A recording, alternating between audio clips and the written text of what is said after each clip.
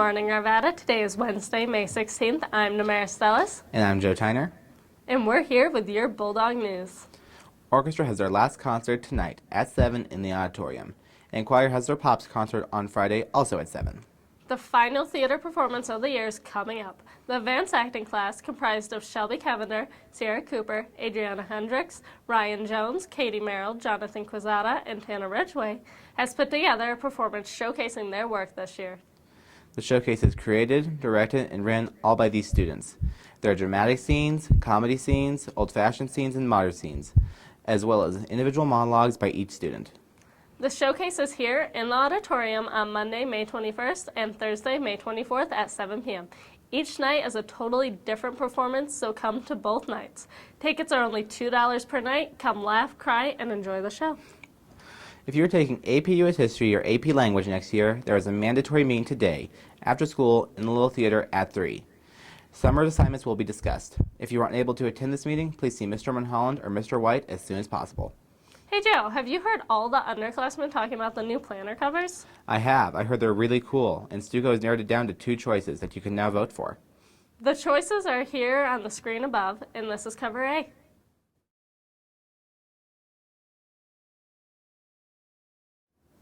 And this is cover B.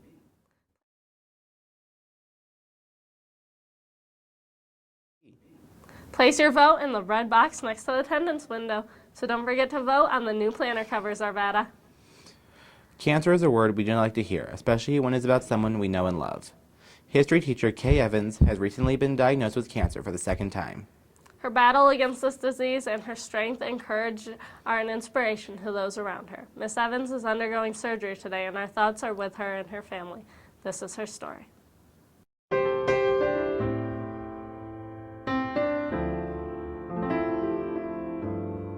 Cancer, a battle everyone knows about. With each battle comes a personal story. This is the story of Mrs. Evans. So I'm going to tell the story from the beginning because it's kind of a long, complicated story. I was first diagnosed in 2001 in November. I was 28 years old. My son was only 3 years old at the time, and I was diagnosed with stage 2 breast cancer. I went through surgery, had a lumpectomy.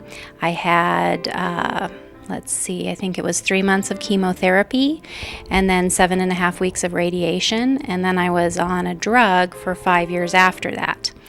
And they always had said that the cancer could come back, but I was very lucky because for 10 years it did not. I was cancer-free, no signs of cancer. And then just this year, in 2012, I was diagnosed with a new breast cancer. There was a lot of mixed reactions there. To start with, when we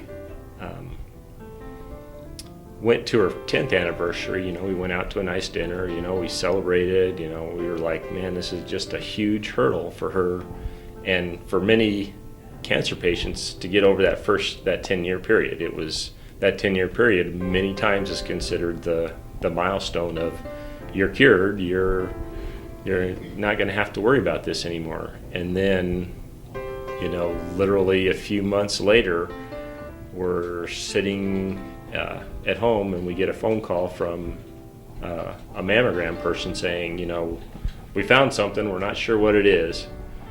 So in the process of planning for another surgery and to go through the treatment again, they also found cancer on my spine.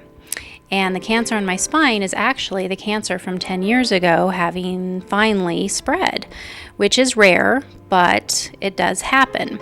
So in a way, I guess having the new breast cancer, as devastating as it was, it kind of was a blessing because it led to the discovery of the cancer on my spine so that they could treat that. Well, I think the scariest part of this whole cancer issue with Kay is, there's several different scary parts. There's, number one is the part of not knowing the outcome. Well, cancer is not an easy thing to go through. It's, everybody thinks the word cancer just makes everybody think of death. And that's a scary thing, obviously. But not everybody dies of cancer. There's a lot more people that actually live than die. But the treatment is rough. It's not a walk in the park. The chemotherapy causes extreme fatigue. You feel nauseous. They do give you medication to keep you from throwing up all the time. It's not like you see in the movies anymore. But then those drugs also have side effects as well. Radiation was not as hard, not as many side effects, but you have to do it every day for, I think it was 7.5 weeks I had to go every single day. So your whole life kind of revolves around your treatment. Well, there's lots of different ways that you can support her. One of the first things that you could do is treat her normal. She's got a difficult disease that's taking a toll on her body. But at the same time, she wants to have a routine. She wants to teach. She wants to continue with everyday things in her life. So basically, it was just a little too.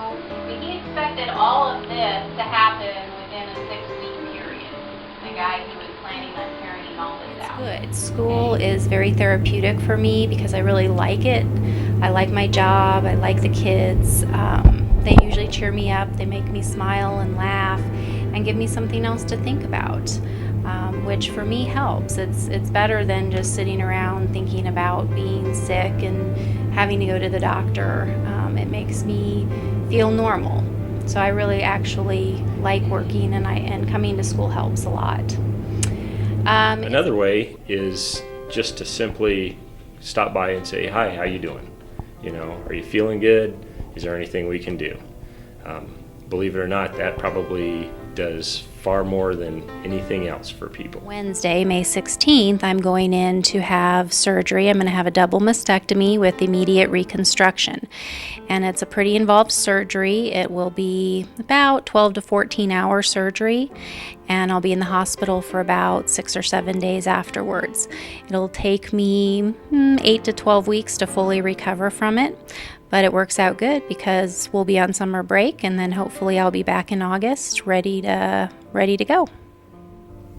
I do know that I look at her as a very extremely strong person. She's everything to me. I love her dearly.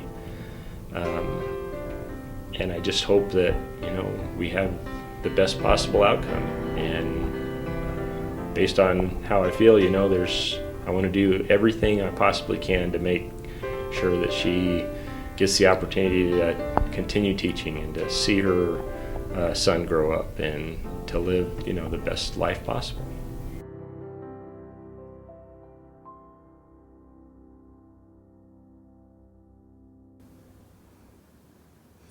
She is truly a hero. If you'd like to sign a card for Miss Evans, there's one in the main office. Please sign it today. That's all the news we have for you today. I'm Damaris, And I'm Joe Tyner. and we hope to see you back here on Friday for more of your Bulldog News. Have a great day, Arvada. It's a great day to be an Arvada Bulldog. Woof, woof.